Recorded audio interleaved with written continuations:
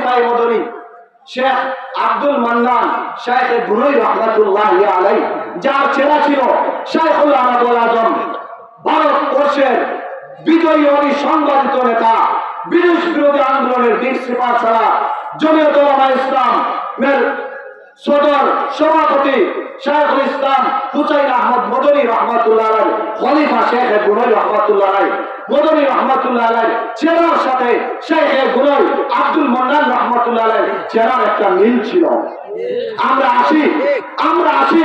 আমরা আসি বুনই গ্রামে, অত্র এলাকায় দোয়া নেওয়ার জন্য, বয়ান দেওয়ার জন্য আসি নাই, নির্দেশ হয়েছে এর জন্য উঠে গেছি। আমরা আসি আপনাদের পার্শ্ববর্তী এলাকা ইমামবাড়ি আল্লামা আব্দুল মমিন শাইখ আল হাফিজ আল্লামা আব্দুল মমিন মদনী রহমাতুল্লাহ খলিফা জমিয়ত উলামায়ে ইসলামের আমৃত্য সভাপতি ছিলেন, তার কাছে আমরা আসি, তার দোয়া নেওয়ার জন্য আসি। কেন? এই এলাকার মানুষ ধর্মপ্রাণ মানুষ, এই এলাকার মানুষ আল্লাহর ওলি জন্ম দিয়েছে। এই মাটির মায়েরা কত গর্বিত না, এই মাটির মায়েরা কত গর্বিত, তাদের পেট কত ভালো, তাদের রক্ত কত ভালো, তাদের রক্তের ধারাবাহিকতায় উলামায়ে কেরাম শাইখুল হাদিস মুহাদ্দিস মুফাসসির যুগশ্রেষ্ঠ আল্লাহর ওলি জন্ম দিতে পারে। সেই জন্য আমরা বুনই এলাকায় আসি। কাজ করে, রাষ্ট্র বিরোধী কোনো কাজ করে, তার ফ্যামিলি বিরোধী কোনো কাজ করে, তাহলে মানুষ বলে আসলে সে মানুষের ঘরে জন্ম নিয়েছে, কিন্তু সে এখনো মানুষ হতে পারে নাই, কারণ তার কাছে কোরআনুল কারীমের শিক্ষা নাই। আজকে বাংলাদেশের অবস্থা দেখেন, আজকে আমাদের যারা প্রাইমারি বই আছে, স্কুলের বই আছে, ইতিপূর্বে গোটা বাংলাদেশ সহ মুসলিম বিশ্বে এবং ইউরোপ কান্ট্রি আফ্রিকায় বাংলাদেশের পাশাপাশি মানুষ যারা বসবাস করে সবার কাছে পৌঁছে গেছে বাংলাদেশের স্কুল কলেজের জাগতিক শিক্ষা নীতিতে সরকার সিলেবাস চাপিয়ে দিয়েছে। মানুষ নাকি বানর থেকে সৃষ্টি হয়েছে। নাউজুবিল্লাহ বলেন, আওয়াজ দিতে হবে। মানুষ নাকি বানর থেকে সৃষ্টি হয়েছে। আল্লাহ তাআলা আমাদেরকে বানরের মাধ্যমে সৃষ্টি করেছেন না, আমরা মানুষের বাচ্চা মানুষ। এর অর্থ কি? এই সরকারের হাজার হাজার কোটি টাকা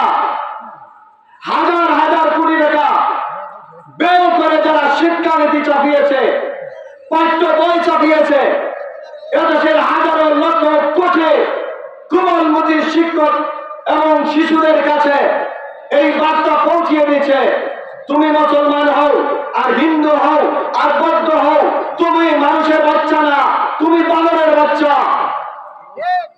এর অর্থ কি? এর অর্থ হলো যারা চাপিয়েছে তারাও শিক্ষিত, তারা শিক্ষিত না, কিন্তু তারা মানুষের মতো মানুষ হতে পারে নাই। তারা মানুষের মতো মানুষ হতে পারে নাই। তার কারণ কি?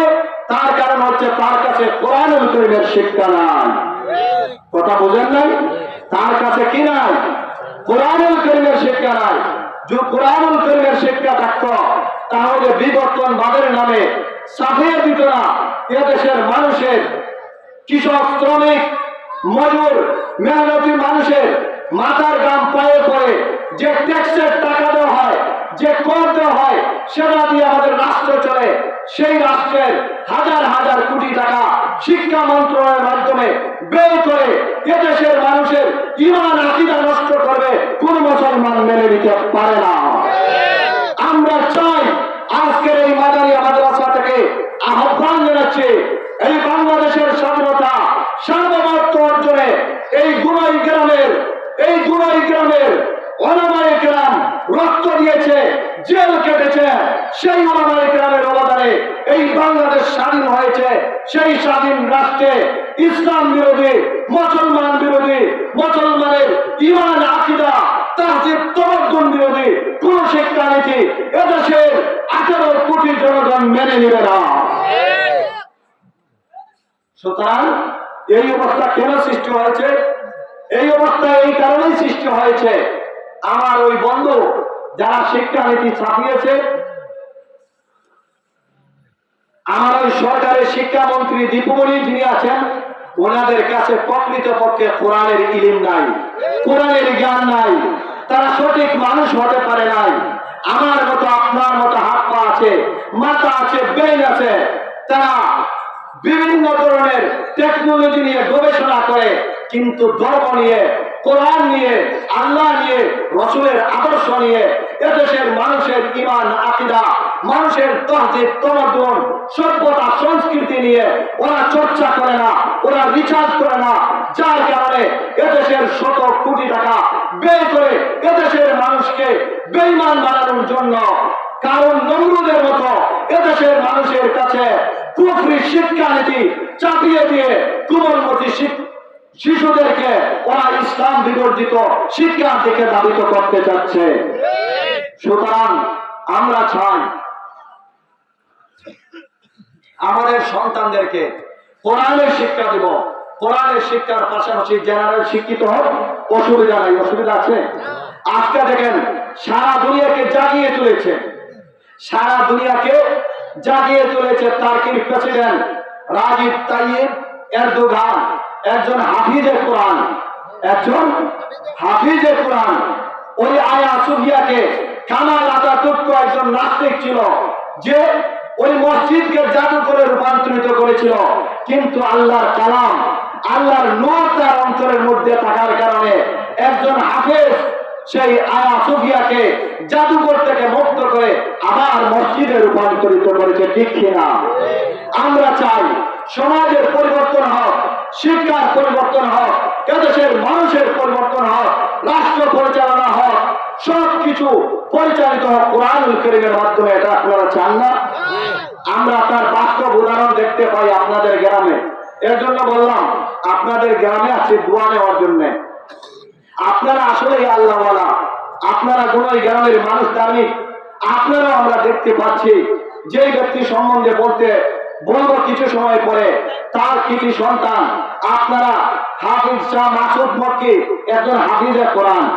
আজকে দেখছেন না তার সুন্নতি লেবাস, সে দায়িত্ব পাওয়ার পরে আমার মনে হয় বিগত 1-1.5 বছর হয়েছে, চেয়ারম্যান হয়েছে।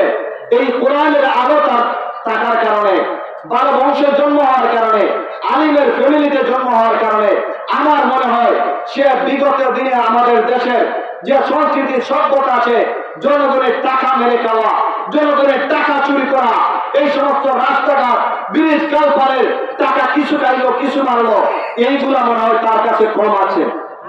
আপনারা এটা বিশ্বাস করেন? বিশ্বাস করেন? কারণ তার কাছে কোরআনুল কারীম আছে, কোরআনের আলো আছে, তার বাপ দাদারা আলিমের ফ্যামিলি। যদিও সে কোনদিন বুঝা না বুঝা বাদপুর কাজ করে, আমার মনে হয় সে মানসিক ভাবে পেরেশানি হয়ে যাবে। আর কেউ না দেখো, এই গুণই ইউনিয়নের মানুষ না দেখো, গুণই গ্রামের মানুষ না দেখো, এই খাগা উড়ানা খাগা পাশা খাগা উড়া ইউনিয়নের মানুষ না দেখো, আমার আল্লাহ তো দেখতেছে আমি কি করতেছি। সুতরাং এই সমাজকে পরিবর্তন করতে হলে, এই রাষ্ট্রকে পরিচালনা করতে হলে কোরআন ও ইলমের বিকল্প হতে পারে না। তাই আমরা কোরআনুল কারীমের মাধ্যমে আমরা এই দেশকে, এই দেশের মানুষের সভ্যতা সংস্কৃতিকে আমরা পরিবর্তন করতে চাই।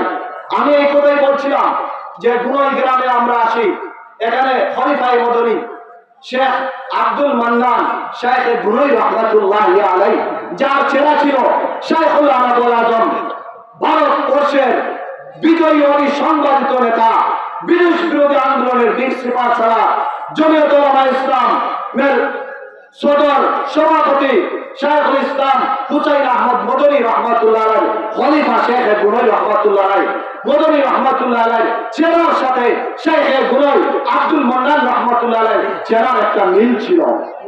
আমরা আসি গুনই গ্রামে, অত্র এলাকায় দোয়া নেওয়ার জন্য, বয়ান দেওয়ার জন্য আসি নাই। নির্দেশ হয়েছে এর জন্য উঠে গেছি। আমরা আসি আপনাদের পার্শ্ববর্তী এলাকা ইমামবাড়ি আল্লামা আব্দুল মমিন শাইখ আল হাফিজ আল্লামা আব্দুল মমিন মদনী রহমাতুল্লাহ খলিফা জমিয়ত উলামা ইসলামের আমৃত্য সভাপতি ছিলেন, তার কাছে আমরা আসি, তার দোয়া নেওয়ার জন্য আসি। কেন? এই এলাকার মানুষ ধর্মপ্রাণ মানুষ, এই এলাকার মানুষ আল্লাহর ওলি জন্ম দিয়েছে। এই মাটির মায়েরা কত গর্বিত না, এই মাটির মায়েরা কত গর্বিত, তাদের পেট কত ভালো, তাদের রক্ত কত ভালো, তাদের রক্ত ধারাবাহিকতায় উলামায়ে কেরাম, শায়খুল হাদিস, মুহাদ্দিস, মুফাসসির যুগশ্রেষ্ঠ আল্লাহর ওলি জন্ম দিতে পারে। সেই জন্য আমরা গুনাই এলাকায় আসি, সেই জন্য আমরা গুনাই এলাকায় আসি। আর এগুলো সৃষ্টি হয়েছে কোন কারণে? এই গুণের মানুষ, অত্র এলাকার মানুষ কোরআনকে পাকড়িয়ে ধরার কারণে, কোরআনকে পাকড়িয়ে ধরার কারণে। তাই আমরা কোরআনের শিক্ষা আমাদের গড়ে, আমাদের ফ্যামিলিতে আমরা বাস্তবায়ন করব। কোরআনের শিক্ষার পাশাপাশি জেনারেল শিক্ষা আমরা দিব।